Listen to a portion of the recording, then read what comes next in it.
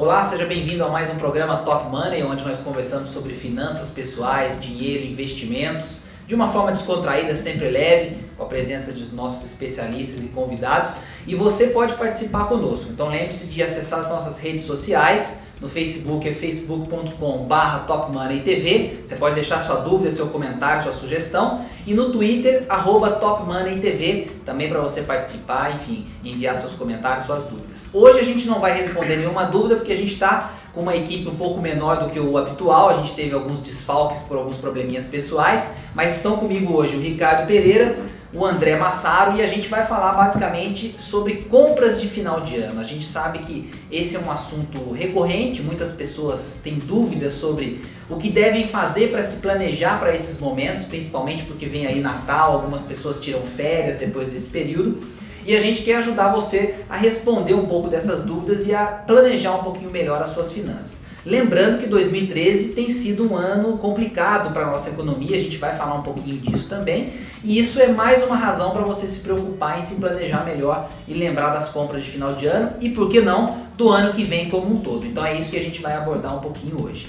Eu começo perguntando para o Ricardo Pereira. Ricardo, o que a gente tem que alertar as pessoas em relação às compras de final de ano? Porque é uma coisa que nós sempre participamos desse debate, sempre somos consultados para dar dicas e sugestões para que esse período não seja um período de muitos gastos. E o que a gente percebe é que muitas vezes as pessoas ou não prestam atenção nessas sugestões ou acabam se deixando levar por aquele momento de muita emoção e compram mais do que podem, e aí o ano que chega cheio de dívidas. Então, o que seria o principal? A gente ainda tem aí uns 2 meses até esse período de mais gasto, para que a gente possa entender e principalmente praticar isso, para não deixar o final de ano ser tão nervoso do ponto de vista financeiro. Eu acho que bacana que a gente já está tendo a oportunidade de conversar isso um pouquinho antes, né? Normalmente até as pautas que a gente é convidado para falar sobre esse assunto acabam sendo naquela última semana de dezembro e tudo mais. Então acho que antecipar as compras, ou pelo menos antecipar o planejamento para essas compras, é uma coisa bastante positiva. Eu começaria definindo um valor para quanto você quer gastar para essas compras, né? Quer dizer, você escolher as pessoas que você... Lógico, a gente quer presentear todo mundo, o próprio período é bastante, enfim, confraternização e tudo mais, mas é importante que você seja racional nesse momento. Então, defina as pessoas que vão receber esses presentes, por exemplo, defina um valor que você quer gastar, e a partir daí você tenta, dentro desse planejamento que você pode começar a fazer a partir de agora, gastar aquilo que o seu orçamento permite. Então é uma decisão que acaba sendo, quando você toma essa decisão antecipada, ela acaba sendo mais racional e você não se deixa cair tanto em tentação no final do ano. Legal, André, eu queria pegar o gancho no que o Ricardo falou, porque a gente está falando de fazer lista, de fazer um controle, de antecipar, o que significa você economizar um pouco ou guardar para comprar da melhor maneira depois. Eu não sei, isso a gente falou um pouquinho disso já no programa do passado, mas não parece que a gente está associando o consumo ou a necessidade de planejar o final de ano com atividades meio chatas, meio assim, que a gente, sei lá, o legal é você chegar no final de ano, aí você tem amigos secretos, você tem Natal, você tem as viagens que você vai fazer depois do Réveillon, e chegar nessa época e curtir as coisas boas, né? E não pensar nisso com antecedência, porque isso implicaria você eventualmente deixar de presentear alguém ou deixar de tomar uma decisão de viajar, porque você não vai ter recurso. Como é que a gente equilibra isso? Porque quem está assistindo vai falar assim, pô, legal, fazer lista e comprar só o que eu posso, mas como é que eu faço isso de uma forma que eu não ache que isso é chato ou que isso tire a minha liberdade, que é o que a gente prega aqui, educação financeira como uma coisa legal e não como uma coisa chata. Tem uma coisa, já que você está falando em coisas chatas, eu vou começar falando algo muito chato, ou que pelo menos vai soar chato, que é assim, essas festas de final de ano, às vezes a gente se força para gostar disso, né? Que é muito bom quando a gente é criança, porque criança só ganha presente, quer dizer, só fica com a parte boa, não tem que cuidar de toda aquela parte burocrática, não tem toda a encheção de saco de família, parente, que esqueceu de não sei quem, aquela coisa toda. O que a gente tem que ter em mente é o seguinte, o final do ano, ele acontece todo ano, tá? Ele vai acontecer esse ano, como aconteceu o ano passado, o ano retrasado, e se nada de errado acontecer, se um meteoro não cair na nossa cabeça, provavelmente o ano que vem também terá um final, né?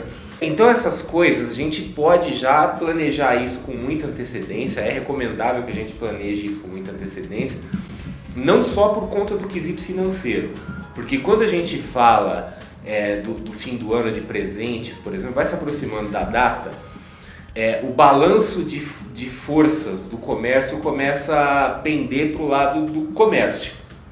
Quer dizer, a hora que o comércio está com a faca e o queijo na mão. Então, naquele momento, quando você está próximo do Natal, não é o momento de conseguir bons preços, não é o momento de conseguir boas condições. Muitas vezes você vai acabar comprando a primeira porcaria que tiver lá, porque é a única coisa que tem, você tem que dar presente para alguém. Então, assim, é importante que a gente faça isso com antecedência por conta disso, para a gente poder se beneficiar financeiramente e se beneficiar não financeiramente em outros quesitos da vida, porque eu acho assim que qualquer pessoa que saia no final do ano para fazer compra, para administrar um evento e tal, deve saber o quanto que isso é desagradável, né? Quer dizer, a gente, muitas vezes o tratamento que a gente recebe numa loja nessa época, etc., é uma coisa que beira o desumano. Quanto mais a gente conseguir evitar se aproximar do comércio, melhor para a nossa qualidade de vida e para o nosso bolso. Então, assim, fica a recomendação de sempre.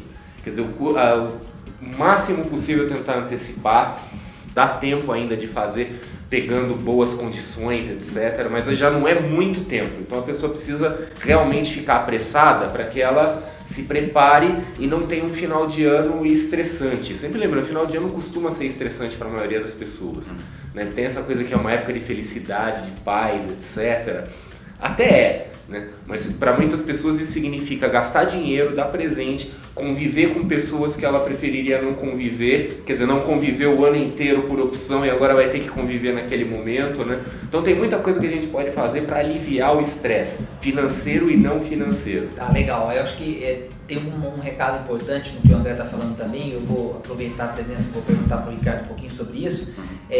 Um pouco da família, quer dizer, a gente está falando essencialmente de uma participação mais efetiva da família e no sentido daquelas pessoas que realmente interessam e não só compromissos sociais, digamos assim, empurrados, ou aquela coisa que eu estou fazendo de uma certa maneira a contragosto e que muitas vezes envolve dinheiro. Quer dizer, eu tenho que, para eu participar, eu vou ter que levar um presente ou eu vou ter que comprar alguma coisa. E aí eu volto um pouquinho nisso pensando assim, como é que a gente facilita essa caminhada? A gente está falando que a gente tem 2 meses, mas o André já deu o alerta de que nós temos que pensar no final do ano que vem já.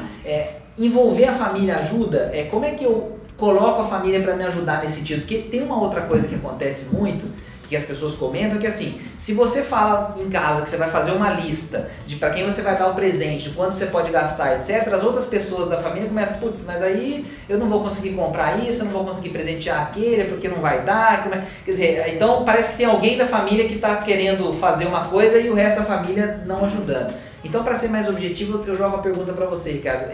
Existe uma maneira da gente facilitar esse processo, para que ele não fique necessariamente, como o André falou, uma coisa pesada, uma carga muito grande, e a gente consiga botar isso em prática? Bom, não é uma coisa realmente fácil. Eu acho assim que a primeira coisa existe a franqueza e o comprometimento de todo mundo dentro de um objetivo único. Quer dizer, se você tem essa forma de lidar com o dinheiro, é importante que você passe isso constantemente para sua família. Se você chegar na última semana e falar vai ser assim, assado e pronto, não vai comprar nada, obviamente que o retorno esperado não vai da parte das outras pessoas não vai ser positivo.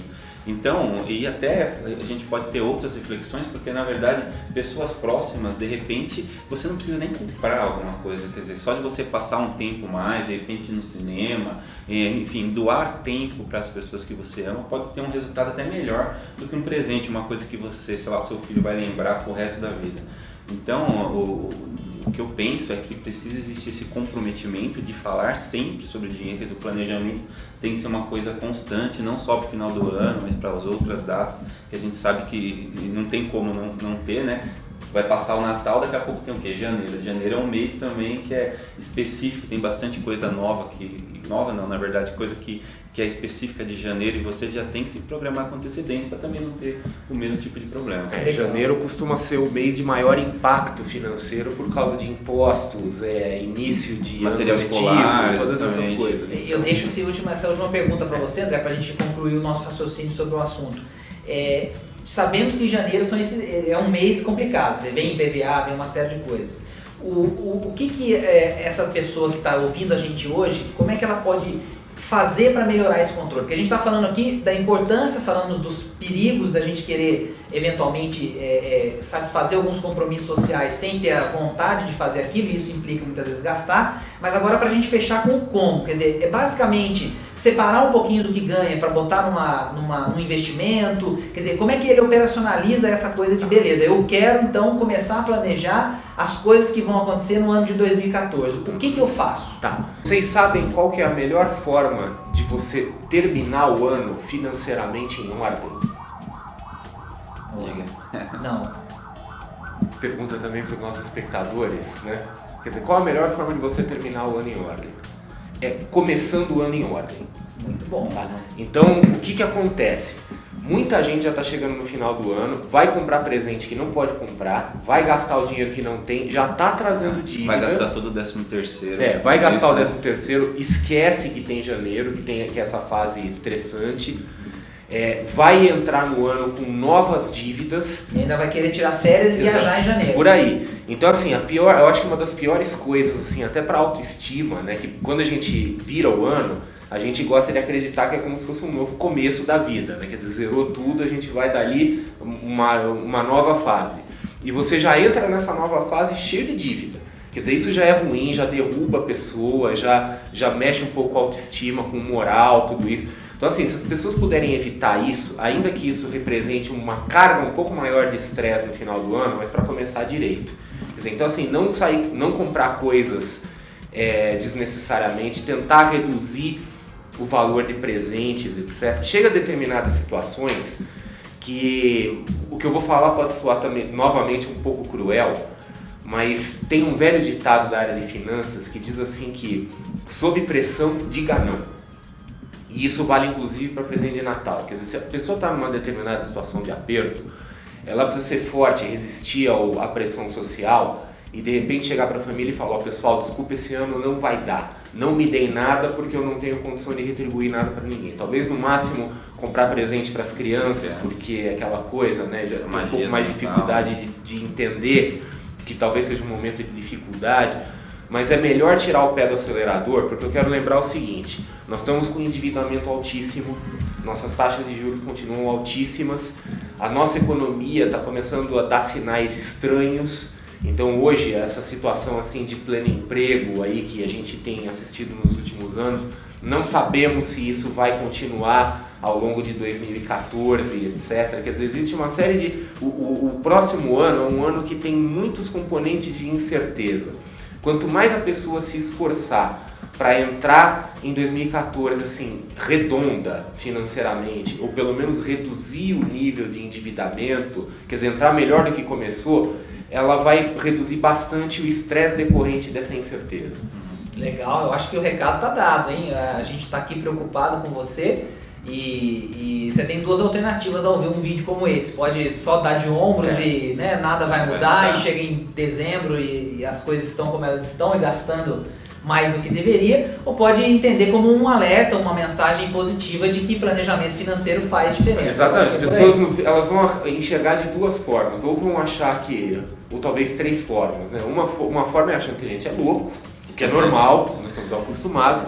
A outra é achando que nós estamos dando dicas sensatas, e a outra é achando que talvez nós sejamos três caras muito amargos, que a gente odeia o Natal, né? A gente não quer dar presente para ninguém, e não é isso, gente, tá? Não é essa a questão.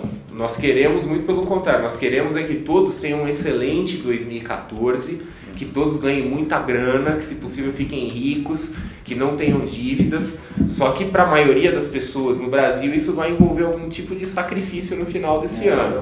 Mas é um sacrifício que eu desconfio que vocês vão concordar comigo, né? Um sacrifício cujo resultado compensa. Claro, eu acho que o recado ficou muito claro, é aquela ideia de as promessas de final de ano não serem puras promessas, mas algo que você vai realmente correr atrás e fazer acontecer. Então, agradeço André, agradeço Ricardo pela presença hoje no Top Money. Nós falamos sobre as compras de final de ano e fiquem ligados nas nossas redes sociais para você participar, deixar seu recado, enviar seu comentário, porque a gente vem com novos programas respondendo dúvidas. Então não acho que a gente parou de fazer isso não. A gente vai sim fazer novos programas com a sua sugestão, com o seu comentário. facebook.com/TopMoneyTV e no Twitter @TopMoneyTV. Participe e a gente se vê numa próxima edição. Até lá, um abraço.